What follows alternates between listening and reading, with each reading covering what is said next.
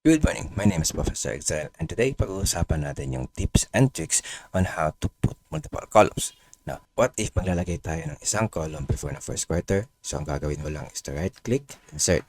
Kung gusto mo maglagay ng multiple columns sa iisang lugar, for example, before ng first quarter, maglalagay tayo ng 4 na columns, right click mo lang yung range ng 4 columns and insert ka ng column.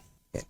Papasok yung 4 na bagong columns before first quarter. But kung gusto mo naman ng 1 column each quarter ang mag-i-insert, so i-click mo lang yung first column, press Ctrl, and click the second quarter, click the third quarter, click the fourth quarter. Iisa-isahin mo i-click yung mga columns, and then bago ka mag-insert.